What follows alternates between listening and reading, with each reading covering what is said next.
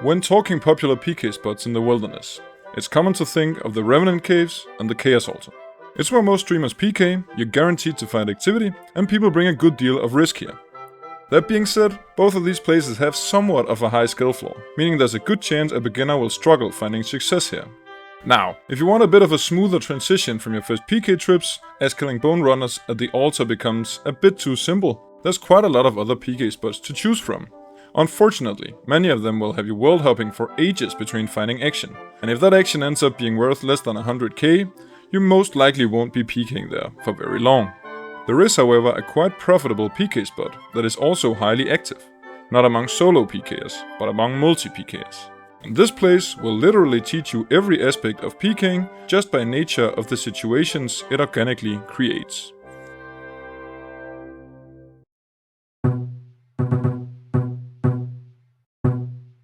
It might seem counterintuitive to go solo in a place where you'll get deleted by massive teams if you get caught in the wrong place. But there are also several advantages to PKing in this type of location. Basically every downside of PKing here have an upside to even it out. While you will likely die a bunch, getting kills is also quite easy. The loot from PVMing is generally good, so kills can be worth a significant amount despite no one risking much at all. And while you will run into situations where you're severely outnumbered, you will never run into this guy. Let's dive deeper into my personal favorite of these multi-areas in the northeastern part of the wilderness. This large area to the east of Lava Dragon Isle hosts 3 bosses that all have very profitable loot tables, all averaging above 140k per kill. This means that PKing here doesn't require your target to be risking anything. 2 to 3 boss loots is usually enough to guarantee a decent profit. Since all of these bosses hit insanely hard, getting kills here can be comically easy at times. It's not uncommon to see a single barrage being enough to have your target fall over, and sometimes you might not even be around anymore when a key suddenly pops up in your invent. Being frozen next to Callisto or in Venenatis web, while also having to tank the damage from a regular PKer, often means an instant game over for any PVMer inexperienced with the room. Which basically means that even the worst PKers in the game should be able to get kills here. Since the bosses hit just as hard on you as they do on your targets, skilled PVMers and anti-PKers who are comfortable with the room can make you look incredibly stupid for challenging them. The first couple of times you jump into these boss pits, there's a good chance someone will die. It might be a target, it might be yourself. But as confusing and chaotic as these boss pits can feel at first, they are fairly easy to learn once you build a little experience.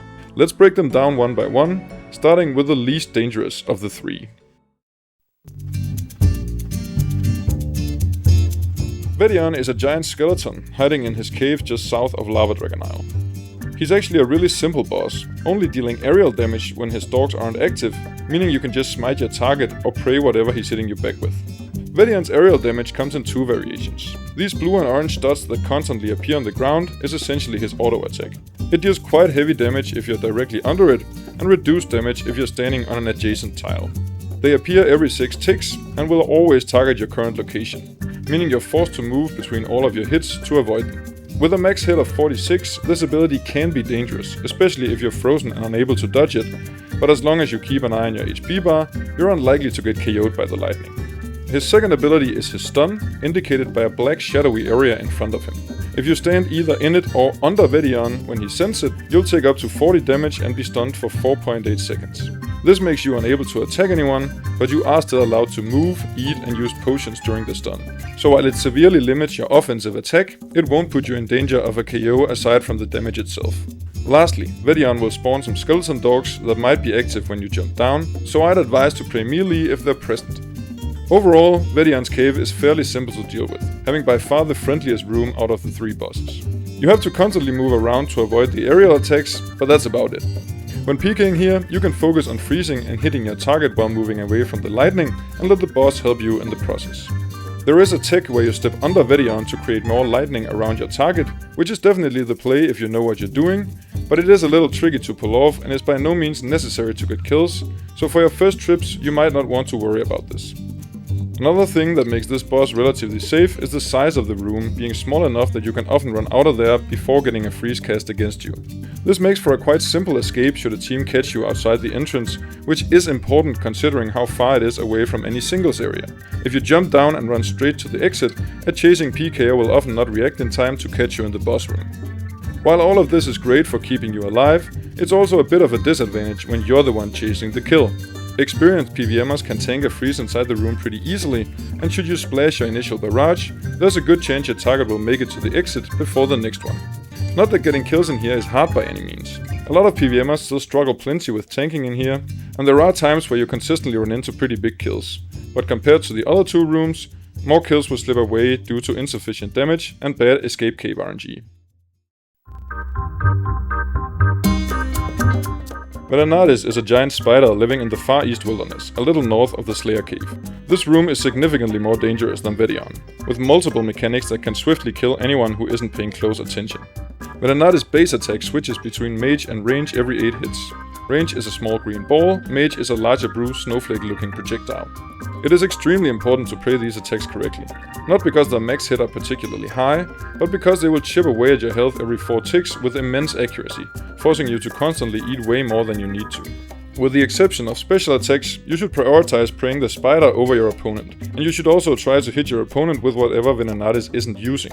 So when the spider's ranging, try switching between mage and melee, and when she's maging, switch between range and melee.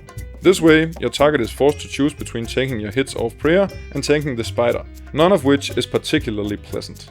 Venenatis also has 2 special attacks. In the middle of the range phase, she spawns 2 spiderlings. They will first of all drain your prayer a little, but more importantly, they increase Venenatis' total damage if they aren't killed, which they usually won't be during a hectic brawl inside the pit. Simply put, the more time you spend inside the cave, the more damage the spider dishes out. So if your target refuses to go down quickly, staying on the kill becomes increasingly risky. The second special is by far the most dangerous mechanic Venenatis possesses, the web. In the middle of the mage phase, Venenatis shoots out a web against one of the players inside the room. When standing in the web, it drains both prayer and run energy very quickly, while also chipping slowly at your HP. Since you can just move out of it, the web isn't that dangerous in itself, but getting webbed while frozen puts you in a really difficult tank test, where eating up isn't always enough, as you also have to restore and stamina way more than usual because of the drains. Fish. Catching your opponent in the web is where you can get some of the easiest kills of your life, but if you're the one getting caught, you might perish just as easily. Not that it's impossible to tank a freeze in there, but you'll have to time your eats well and will likely have most of your supplies drained regardless, leaving you forced to go for an escape as soon as the freeze breaks. Since Venenatis spits the web out at a random player in the room, this also leaves quite a lot up to RNG when PKing here. If both you and your opponent are frozen when Venenatis shoots it, it's basically a 50-50 whoever gets a massive advantage on the other. You can use the same walk under technique as with Vedion's lightning, but again, don't do this until you're comfortable with the room. At Venenatis, the PKer is at an overall advantage, being able to instantly freeze when going into the cave, and since many PVMers don't even bring freezes, a one-on-one against a solo boss killer is oftentimes just free money. The room is also much larger than at Vedion, so catching 2 freezes on a PVMer before they can leave isn't uncommon at all. And when they manage to escape the room, the supplies are often so depleted that you can chase down the kill pretty quickly. Fuck you, Annie! With the exception of a few spider specialists bringing toxic staff and Elysian shields to the boss, your main concern is running into teams here, either doing the boss or PKing around the entrance. And while there are a bunch of them present, there are ways to deal with this as well.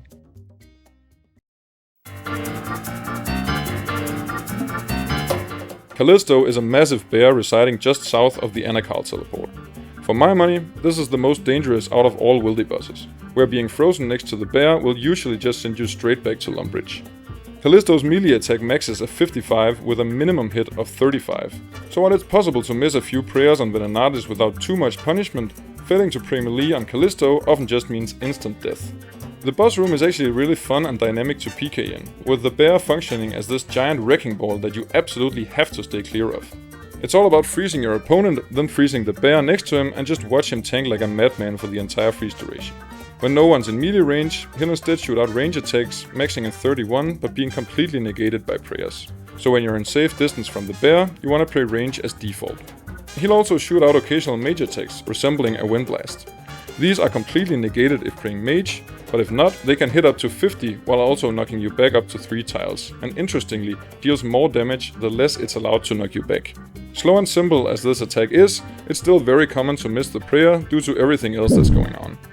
And if all this wasn't enough, Callisto will also spawn bear traps that immobilize the target when stepping on them. See you later, bye-bye. You can navigate these by standing on an adjacent tile before you cross, but with everything else that's going on around you, it's not as easily done as it sounds. Ironically, you can actually step on these on purpose to avoid getting frozen by a barrage, since you're granted freeze immunity after stepping on them, and you'd much rather deal with a few short freezes on your way out than having to tank a full barrage next to Callisto. Overall, this boss room is insanely chaotic, and large brawls with many players inside typically just results in casualties left, right and center. You'll get your easiest kills in here, but also take the largest amount of completely unavoidable deaths. The latter is amplified by the fact that the boss is often killed in massive groups, meaning the usually pleasant news of seeing activity inside the cave sometimes mean you're jumping into 20 people ready to annihilate you in seconds. Also, since the entrance is far from singles, your only escape from teams is through the bear pit, which is just as large as the spider cave, with Callisto spawning right where the first freeze usually lands. So while this boss room can be incredibly fun to PK in, it's definitely the roughest for solo PKers, often just being an easy victim of larger PK groups. Out of the 3 bosses, this is the least friendly if you're PKing on your own, and also the one with the longest hopping times between finding activity. So don't expect to see the same success here as the other 2. There is a lot of huge low-level bot farms that can be exploited by lower-level accounts, but that's a whole different topic that I'll save for another video. But make sure to subscribe if you're also interested in that little adventure. In all of these rooms, I'd advise to stay near the exit if possible, ideally on the literal tile next to the exit. First of all, you're in a much safer position if the PVMer fights back and you suddenly take more damage than you can handle, or if third-party PKers suddenly interfere. And secondly, you can chase your target when he leaves the room much quicker the closer you are to the exit, making him less likely to gap you.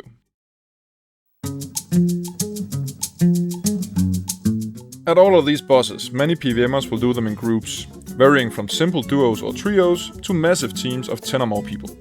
Now, against the big clans, the best you can really hope for is a quick burst KO and then getting the f*** out of there before they can react. Against duos or trios though, you can legitimately fight them despite the numbers disadvantage, but you need to know what you're doing. Since most PVMers will bring valuable items like Amulet of Rancor and Ultra Ring, they likely have PK skull prevention. This means you can make it a one-on-one as long as you're careful with your barrages. If you begin by just attacking one of them, multiple things can happen. If the rest of the team just bails on their teammate, you'll just have a standard PVM hunt, which as I discussed is pretty favorable for the PKer. If they stay, decision making becomes important and relies heavily on how many and how well equipped the PVMers are. Anything above a duo, I would be careful attacking more of them. And if you're frozen or in a vulnerable position in any way, just stay on one target until he's down. If, however, you catch them in a clump in the web, next to Callisto or just anywhere inside the Vedion room, you can definitely go for a multi-kill. Especially if you realize they don't have freezes, going for 2 or even 3 in the right situation can pay off massively. If they do have freezes though, I'd advise just sticking to one target, since your ever-present bail option of just running when the pressure of tanking multiple players becomes too high doesn't really exist anymore. While it is ambitious, taking out multiple opponents on your own is legitimately one of the most satisfying moments when PKing, and where you can really develop your ability to adapt and improvise to what's happening. Granted, it is also incredibly risky, and competent teams will always make it difficult for you, but when it works out, it is extremely rewarding.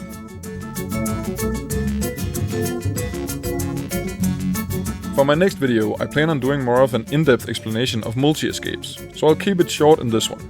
If running into PK teams at Vedion or Callisto, escaping through the boss room and then the escape caves is usually the correct call. At Venenatis, you don't always have to do that, as you can often just run to singles and take the one-on-one against whoever's attacking you. His entire team is unlikely to be there before his first freeze runs out anyway. And this is where you can often enjoy some standard low-risk one-on-one NH fights against some quite manageable competition. No one brings significant risk to this place, and multi-clanners are usually much worse when forced to fight one-on-one than your average Rev Caves PKer.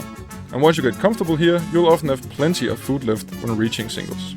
So not only does this place teach you how to handle boss mechanics, chase PVMers, fight multiple players at once as well as tank and escape multi-teams, it also provides you with an NH fight similar to the ones you'll run into at the popular singles boss, and with lower risk and a lower skill floor as well.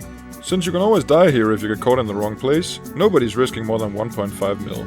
And for beginners who wouldn't want to risk much no matter where they go PKing, that's a pretty great condition.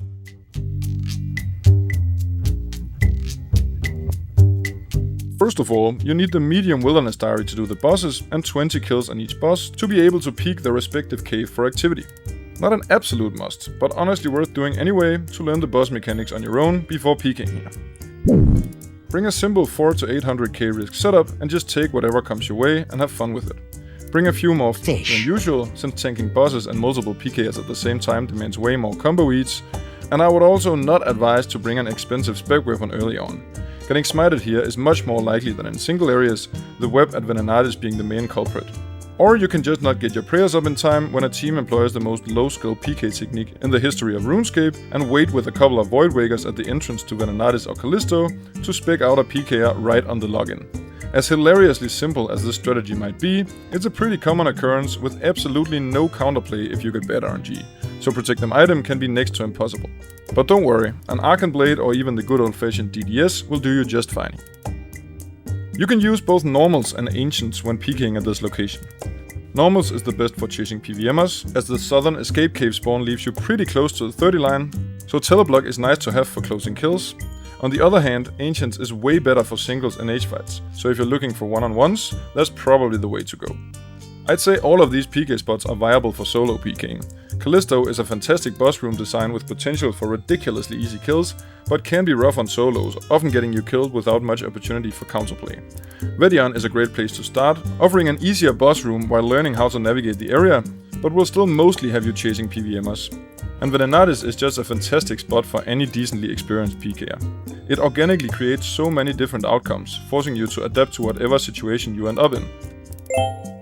Teaching you how to chase PVMers, how to tank and escape multi-teams, how to enage fight, and how to pull off both tele and freeze escapes when you run low on food. And none of it has that high of a skill floor. It takes a little while getting used to the boss mechanics and learning how to navigate the escape caves, and while it might feel harder than singles PKing the first couple of times you're here, you'll learn it much quicker than how to compete with max sets at 304 also. And if you have a friend to PK with, this place is also incredible for duo PKing, especially Venenatis. It makes solo boss killers completely free wins, it makes you much more well equipped to handle smaller teams of PVMers, and it cuts your hopping times in half. Also, you can suddenly match other small PK teams you run into in multi, where situations you would usually be forced to flee from can suddenly have you ending on top. Whether you go solo or duo, this is an awesome place to PK, with a high activity level and solid profitability, as long as your ego can handle dying every once in a while. I hope you like this PK spot breakdown. I'm planning to do more of these in the future, and if you're completely new and not entirely ready for these hard-hitting multi-bosses yet, the next one will focus on a place where the absolute beginners can still thrive.